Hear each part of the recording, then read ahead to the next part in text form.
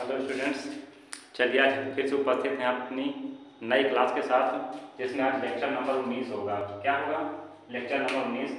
जैसा कि आप सभी जानते हैं, पिछले क्लास में हमने लेक्चर नंबर 18 की बात की थी, तो उसमें हमने जो है समास के संदर्भ में चर्चा की थी, जिसमें हमने 4 समास खत्म कर दिए थे। हमको पढ़ना कितने थे? हमको 5 समास पढ़ना था, ठीक है ना। 5 समास का ध्यान करना, तो उसमें हमने 4 कर लिया था। 5वां मैं लिख ही रहा था कि अचानक जो है वीडियो में कोई दिक्कत आ गई और कट गया था, ठीक है। तो चलिए हम आज जो है पीछे छूटा हुआ समास जो था उसके बारे में चर्चा करेंगे। वैसे मैंने कहा था कि हम पूरा उसी वीडियो में करा देंगे, पर जो है किसी कारणवश हमने पूरा नहीं करा पाया। तो आज हम जो है उस 5वें नंबर समास की चर्चा करेंगे। तो मैंने यहाँ पे नोट कर दिया है। तो चलिए बिना देरी किए हुए हम लेक्चर नंबर 19 को शुरू करते हैं, ठीक है ना। लेक्चर नंबर 19 में हम बात करने वाले हैं अव्ययी भाव समास की। तो हमने आपसे बताया कि इसका पूर्व पद क्या होता है? अव्यय होता है, ठीक है ना। अव्यय कह दीजिए, हम ये कह दें कि कोई ना कोई एक उपसर्ग इसमें लगा होगा। जो पूर्व पद होगा इसका, जैसे यहाँ पे यथा लगा है, इसमें आ लगा है, इसमें बे लगा है, इसमें भर लगा है, ठीक है ना। तो सभी क्या है? एक प्रकार से हम ये कह सकते हैं उपसर्ग हैं, ठीक है ना। तो पूर्व पद क्या होते हैं? अव्यय होते हैं। जैसे हमने यहाँ लिखा है समस्त पद में, और बता भी दिया आपको कि शब्द की शुरुआत में क्या लगा मिल जाएगा। यथा लगा हो, प्रति लगा हो, अनु लगा हो, भर लगा हो, बे लगा हो, कर लगा हो, आदि शब्द लगे दिखें आपको, तो आप क्या कह सकते हैं इनको कि क्या है? ये सभी अव्ययी भाव समास हैं, ठीक है। तो चलिए हम अभी इस उदाहरण के संबंध में चर्चा करते हैं थोड़े बहुत। जैसे लिखा हुआ यथा शक्ति, मतलब शक्ति के अनुसार। जब यथा लिखा हो के अनुसार। आजीवन, आजीवन का क्या होता है? जीवन पर्यंत तक, यही तो होता है। आजीवन का मतलब क्या होता है? जीवन पर्यंत तक, ठीक। फिर है बे खटके, बिना खटके के। भर पेट, पेट भर करके, है ना। पेट भर कर, आदमी कहता है ना कि पेट भर करके जो कोई खाता है खाना, तो फिर क्या कहते हैं? क्या जो पेट भर पेट खाना खाया, ठीक। तो भर पेट का तो पेट भर कर। ये आपका जो है यहाँ से अव्ययी भाव समास खत्म होता है और आपके पूरे समास यहाँ से कंप्लीट भी हो जाते हैं, ठीक है। अब आज जो हम आगे बात करेंगे, तो समास के बाद बात कर लेते हैं हम तद्भव तत्सम के संबंध में, ठीक है। इसके बाद फिर बचेंगे पर्यायवाची और विलोम शब्द। फिर आपके कुछ संस्कृत के व्याकरण से हैं जो आपके अनिवार्य संस्कृत में हैं। जैसे हम कहें कि धातु रूप हैं, शब्द रूप हैं, है ना, उनको पढ़ेंगे और संधियाँ भी पढ़ेंगे भी, ठीक। तो चलिए पहले खत्म करते हैं तद्भव तत्सम, इसके बाद संधियाँ की। पहले संधि खत्म कर लेते हैं। चलो देखते हैं आपको। मुझे लगता है पहले तद्भव तत्सम ही खत्म कर लेते हैं, ठीक है, इसके बाद संधि खत्म करते हैं। चलिए हम इसको इरेज करते हैं।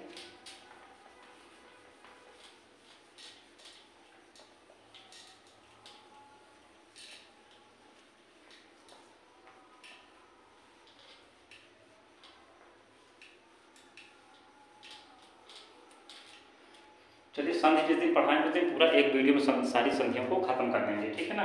अभी हम पढ़ना है तद्भव और तत्सम। क्या पढ़ना है? तत्सम तद्भव। तो चलिए पहले देखते हैं तत्सम।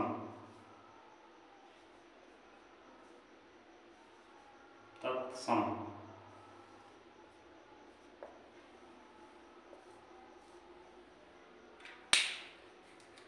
तत्सम जो है 2 शब्दों से मिलकर बना हुआ है। तत्सम 2 शब्दों से, 2 शब्दों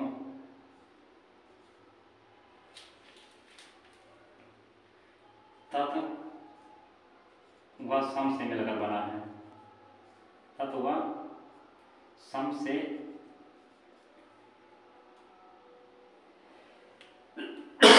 तत्व व सम से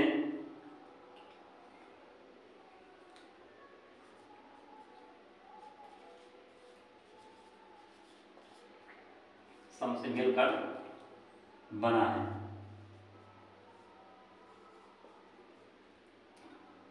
तत्व सम से मिलकर बना है, जहां तत् का अर्थ है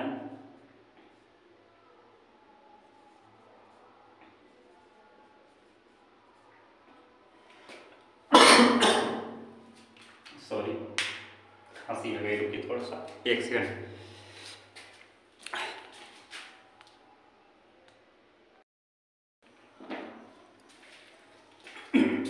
चलिए, थोड़ी गले में खराश हो गई थी। चलिए आगे देखते हैं। तत् का अर्थ क्या होता है? उसके। तत् का अर्थ क्या होता है? तत् का अर्थ है, तत् का ये जहां तत् का अर्थ होता है उसके,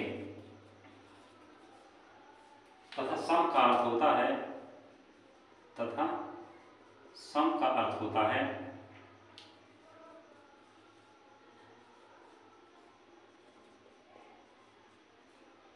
सम का अर्थ होता है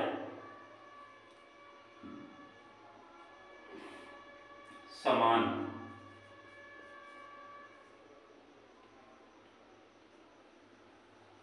यानी जहां तत्सम का अर्थ हो जाएगा उसके समान, यानी पूरे की बात करते क्या हो जाएगा? उसके समान, उसके समान। तद्भव की बात करें, है ना, उसके समान। जहां तद्भव की बात आती है, तद्भव, तद्भव पद क्या होता है? उससे उत्पन्न होना, है ना। तद्भव पद क्या होता है? तद्भव,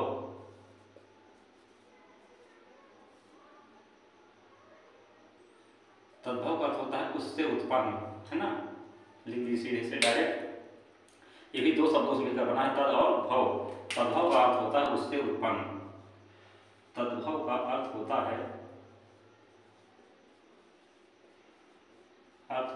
उससे उत्पन्न, होता है उससे उत्पन्न, उससे उत्पन्न। ठीक, तो अब देखिए यहां पे आपको समझ में ना आ रहा होगा, लेकिन परिभाषा जो मैंने लिख दी है इसको आप केवल लिख लीजिए, बस नोट कर लीजिए, एक बार फेर लीजिए, फिर बाकी आपको कोई कठिनाई नहीं होगी। मैं आपको समझा रहा हूँ, ठीक है ना। यहाँ पे किस प्रकार तद्भव तत्सम को खत्म करना है। देखिए, जहाँ तक तत्सम शब्द की बात आती है, ये कहीं ना कहीं संस्कृत के रूप में आपको लगेंगे देखने में। कैसे लगेंगे? ऐसे लगेंगे जैसे संस्कृत के रूप हों, ठीक है ना।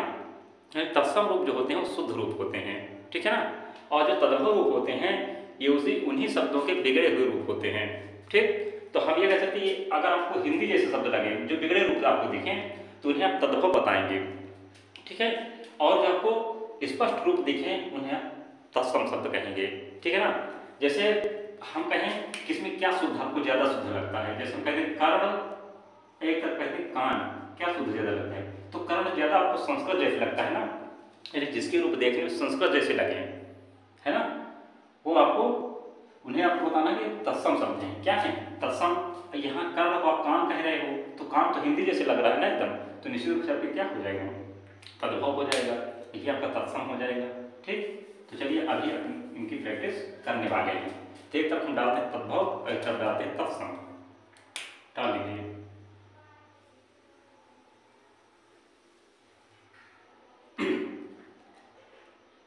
तद्भव डाल दीजिए, तत्सम,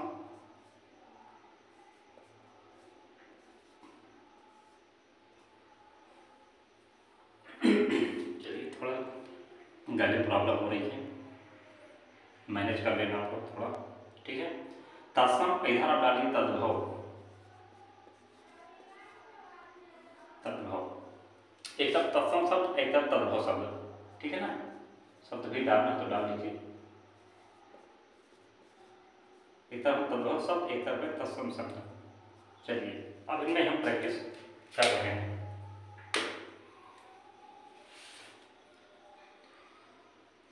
अब जैसे देखिए अग्नि लिख दी जाए, क्या लिख दी जाए? अग्नि।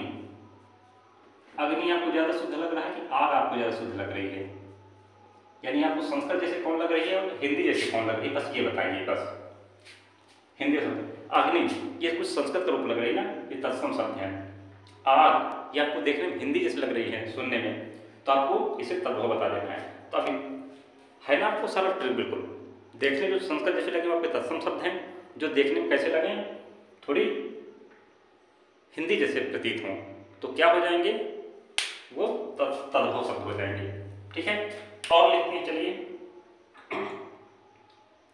जैसे आर्द्रक कर देते हैं, क्या कर देते हैं, आर्द्रक, आर्द्रक, आर्द्रक कुछ संस्कृत जैसे लग रहा है, और ऐसे भी अदरक तो क्या हो जाएगी, बताइए अदरक क्या है। और यहाँ हम लिखते स्तंभ, स्तंभ, और यहाँ लिखते खंभा, कौन हिंदी लग रही है बताइए। अगर हम इसको इधर लिख लें तो आप तुरंत उसको सीधा कर लेंगे ना, अगर आपने अच्छे से समझ लिया होगा तो आप तुरंत कर लेंगे, ठीक है। और चलिए करा देते हैं दो चार, जैसे अंगुली कर दें और उंगली कर दें, अंगुली, अंगुली और उंगली, उंगली, तो आपको कौन सा सही लग रहा है ना। चलिए प्रैक्टिस कर लीजिए तद्भव तत्सम की, और लिखा देते हैं दो चार, जैसे हम कहते हैं गरगर, गरगर सही है कि गागर सही है, देख रहे हैं तो संस्कृत जैसे गरगर लग रहा है पर गागर आपकी हिंदी जैसे लग रही है ना। और आप लिख लीजिए, इनको नोट कीजिए, इसके बाद और लिखाएं, ठीक। चलिए मैं रेज करता हूँ।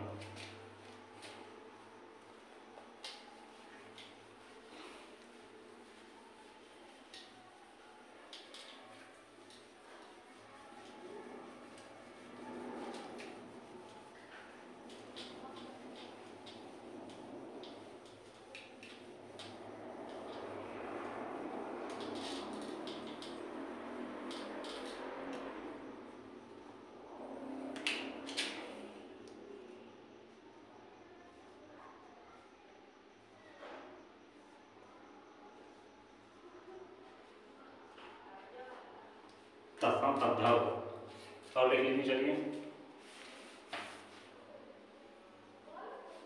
जैसे लिखिए चर्मकार,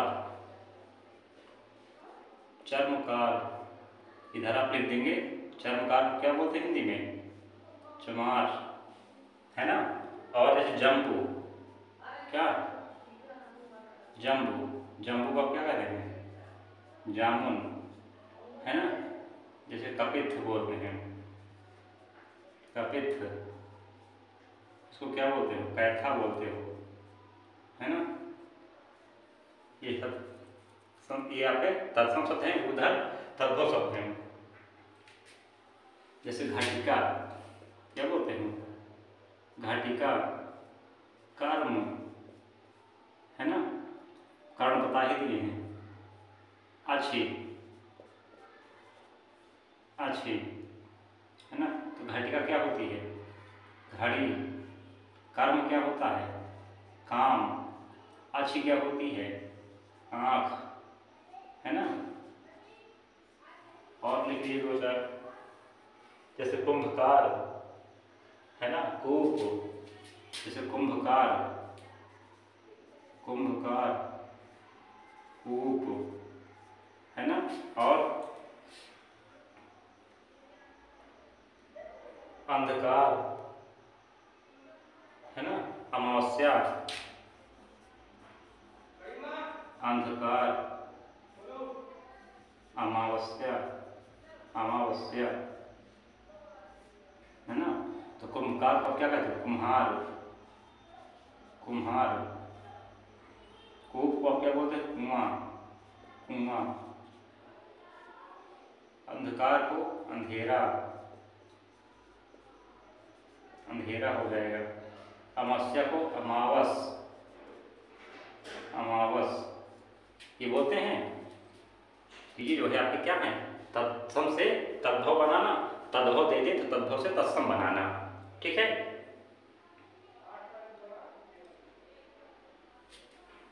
और जैसे आश्रय हो जाता है, आश्रय, उच्च, तो आश्रय का क्या होता है, आसरा, आश्रय का क्या होता है, आसरा, उच्च का क्या होता है, ऊंचा।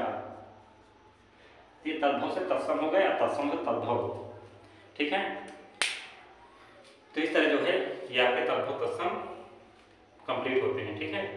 और कहे तो मैं और प्रैक्टिस करा दूं, है ना। जैसे कच्छप होता है, कच्छप में कछुआ होता है, ठीक है।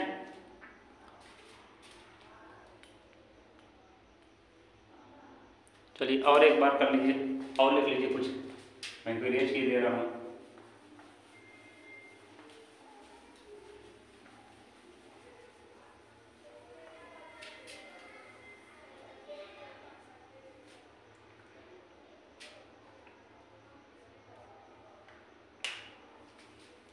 जैसे कंटक, करपट, करपट हो गया, कंटक, करपट, क्षेत्र, क्षेत्र और कज्जल। जैसे कज्जल भी कर सकते हैं, क्या कर सकते हैं, कज्जल,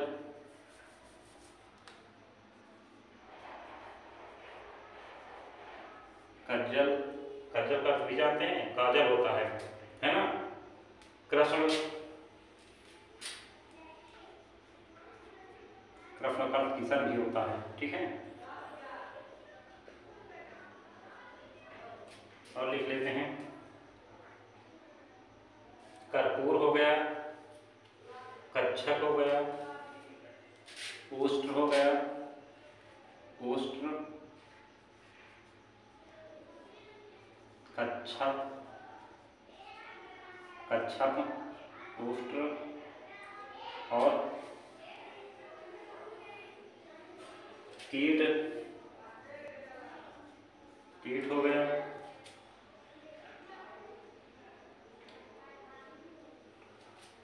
दंत हो गया, दंड हो गया, दंड,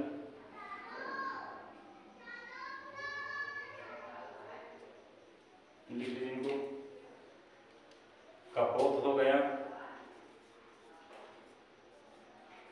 कपोत, कंटक को जानते हैं, कांटा बोलते हो, करपट को कपड़ा बोलते हो, है ना, मतलब किसमें, तद्भव शब्द में, यानी करपट का तद्भव शब्द कपड़ा है, क्षेत्र का खेत होता है, करपट का कपड़ा, एक के सामने नहीं क्या, कपड़ा, क्षेत्र का अर्थ होता है खेत, कज्जल का अर्थ होता है काजल, कृष्ण का अर्थ होता है किशन, उष्ण का अर्थ होता है ऊंट, कच्छप का अर्थ होता है कछुआ, कीट का अर्थ होता है कीड़ा, दंत का अर्थ होता है दांत, दंड का अर्थ होता है डंडा,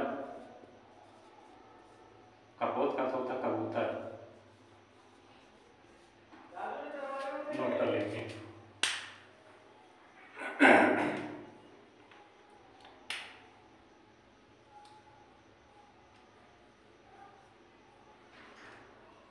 हो गया, चलिए मिटाते हैं।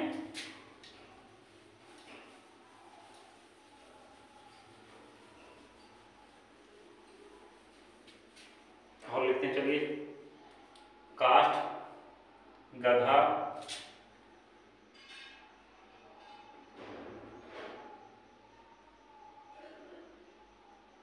काष्ठ लिख लीजिए, क्षीर लिख लीजिए, काष्ठ, क्षीर, गधा, यही आपको थोड़ा उल्टा लगा मतलब देखने को मिलेगा, गधा, गधा का तद्भव जो है आपको तत्सम जैसे दिखेगा, जिसमें कभी जो है कंफ्यूज मत होना, तत्सम शब्द गधा होता है और गर्तभ जो होता है वो तद्भव शब्द होता है। कोकिल हो जाएगी, काक हो जाएगा, कोकिल, काक हो जाएगा, और लिख लीजिए,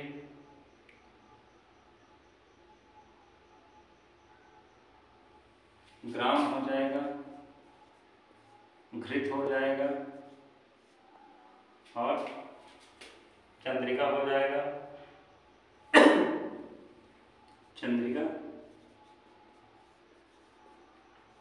क्या चंद्रिका, और चर्म हो जाएगा, चर्म हो गया, ज्येष्ठ, ज्येष्ठ हो गया, तड़ाग हो गया, तड़ाग, चलिए विकसित लिखते हैं आप, या इनके तद्भव शब्द क्या लिखते हैं, इनके तद्भव लिखते हैं।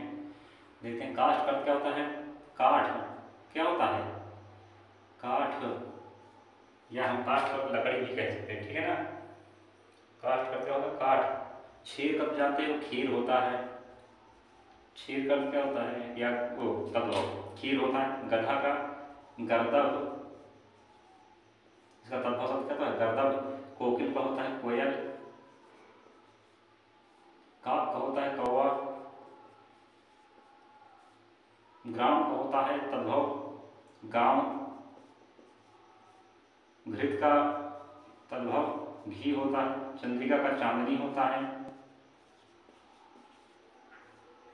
चर्म का चमार, चर्म का चमड़ा होता है, चाम लिख सकते हैं चमड़ा, है ना, चाम लिख सकते हैं, चर्म को क्या लिख सकते हैं, चाम या चमड़ा।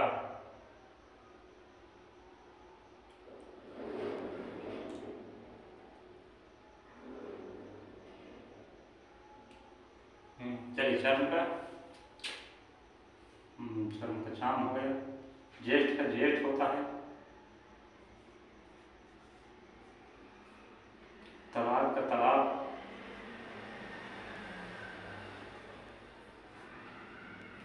और गोधूम का तो गेहूं होता है। ये बहुत पूछता क्वेश्चन, ठीक है ना, जस्ट अपोजिट है, ये एकदम हार्ड है। गोधूम का तो गेहूं।